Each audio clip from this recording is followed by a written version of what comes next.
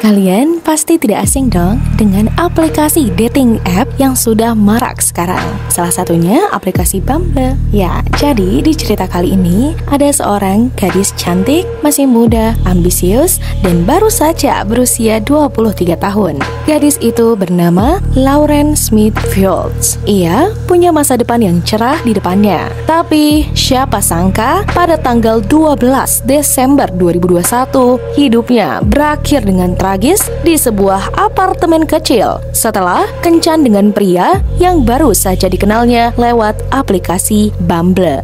Anehnya, tidak ada suara jeritan, tidak ada jejak kekerasan, hanya tubuhnya yang terbaring dingin di atas kasur dan satu botol tequila yang belum habis. Sebenarnya, apa yang terjadi pada malam itu?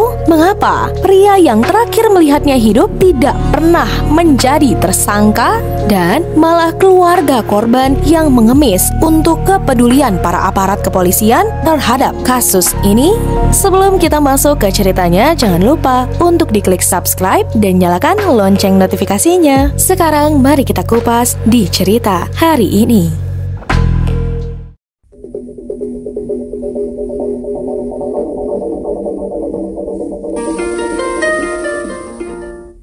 Lauren Smith Fields yang lahir pada 23 Januari 1998 adalah seorang wanita yang tinggal di Bridgeport, Connecticut. Lauren Smith Fields adalah mahasiswi di Norwalk Community College. Ia juga menjalankan bisnis kosmetik kecil-kecilannya dari rumah. Lauren yang cerdas, mandiri, punya mimpi besar. Menurut keluarganya, Lauren bukan tipe yang sembrono. Tapi Lauren juga seperti banyak gadis muda lainnya. Ia menggunakan aplikasi kencan. Tepatnya pada tanggal 11 Desember 2021, Lauren mengatur pertemuan dengan seorang pria kulit putih yang berusia 37 tahun bernama Matthew LaFontaine yang baru saja dikenalnya lewat aplikasi Bumble. Keduanya pun menghabiskan malam bersama di apartemen Lauren, minum, ngobrol, dan menurut LaFontaine, mereka pun tertidur.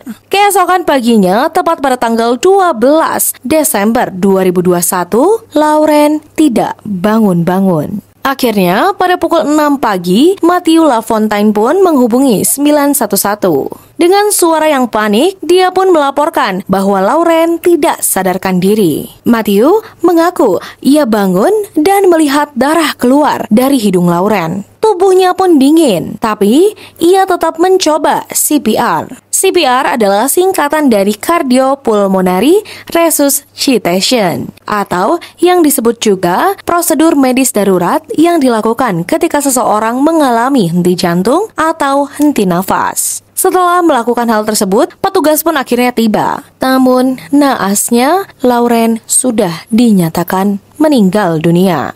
LaFontaine pun diinterogasi singkat oleh polisi dan ia dilepaskan begitu saja tanpa melakukan tes narkoba, tanpa penggeledahan menyeluruh. Polisi bahkan tidak memberitahu keluarga Lauren soal kematiannya. Mereka hanya tahu lewat catatan tempel di pintu apartemen Lauren. Ayah Lauren pun yang kecewa terhadap reaksi kepolisian dan mengungkapkan kekecewaannya terhadap media. Ia pun berkata, "Anak saya tewas di apartemennya dan tak ada satupun polisi yang bahkan menelpon kami. Kami hanya dianggap bukan siapa-siapa bagi mereka. Padahal kami adalah orang tua Lauren." Saat keluarga Lauren membersihkan apartemen Lauren dengan hati yang sedih, kecewa, dan marah, mereka pun menemukan kondom bekas, cangkir tequila, dan obat-obatan aneh. Semua ini belum diambil polisi sebagai barang bukti. Pemeriksaan forensik pun menyatakan Lauren meninggal karena overdosis fentanyl, alkohol, dan 2 jenis obat lain. 2 jenis obat lain itu adalah hidroksizin dan promethazine. Ini adalah kombinasi berbahaya yang bisa menyebabkan gagal nafas. Namun,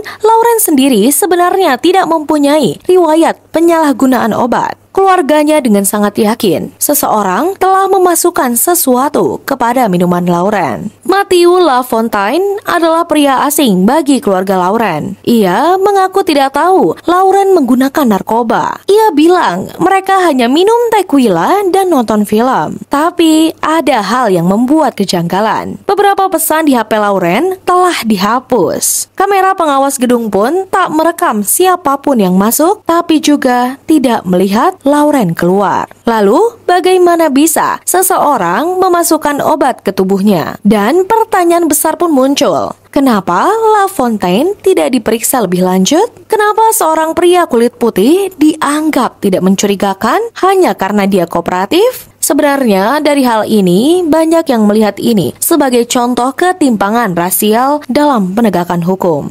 Investigasi yang ternyata terpaksa dilakukan oleh pihak kepolisian membuat hati orang tua Lauren pun makin pilu dan juga kecewa. Kasus Lauren yang sebelumnya nyaris ditutup begitu saja, tapi berkat tekanan dari publik, media sosial, dan tagar Justice for Lauren, polisi pun akhirnya membuka ulang kasus ini pada Januari 2022. Departemen Polisi Bridgeport mendapat kecaman. Bahkan, 2 detektif yang menangani kasus ini akhirnya diskors karena lalai dalam penyelidikan. Tapi tetap saja, Matthew LaFontaine tidak pernah ditetapkan sebagai tersangka. Keluarga Lauren pun jelas menggugat kota dan polisi karena penanganan kasus yang sembrono. Mereka pun percaya Lauren tewas bukan karena kecelakaan, tapi karena kelalaian dan perlakuan diskriminatif sistem hukum. Lauren Smith Fields bukan hanya statistik. Ia adalah seorang anak, saudari, sahabat yang hidupnya berakhir terlalu cepat dan terlalu misterius. Dan naasnya, hingga hari ini tidak ada seorang pun yang dihukum. Apakah Lauren sebenarnya diracun? Apakah dia tahu apa yang ia minum pada malam itu? Atau apakah dia korban dari sistem yang selalu lebih peduli pada warna kulit putih atau pelaku dibandingkan nyawa korban itu sendiri? Satu hal yang pasti, kalian yang menonton kisah hari ini, jangan lupa untuk membantu terus menyuarakan Justice for Lauren agar kasus ini menemukan titik terang dan juga menemukan siapa pelaku sebenarnya. Ya, Lauren tidak mati sendirian. Dia mati dalam sistem yang gagal melindunginya, lalu membungkam kisahnya. Dan saat kita lupa, mungkin saja pelakunya masih di luar sana, masih tersenyum, masih swipe kanan untuk korban berikutnya. Jadi, jangan lupa bantu menyuarakan Justice for Lauren. Bagaimana tanggapan kalian terkait kasus ini? Berikan jawaban kalian di kolom komentar. Dan bagi kalian yang menyukai kisah kriminal misteri dan informasi terupdate, jangan lupa untuk diklik subscribe, share, like, dan nyalakan lonceng notifikasinya agar tidak tertinggal kasus kriminal misteri dari seluruh dunia. Tetap aman, waspada, dan terinformasi. Terima kasih.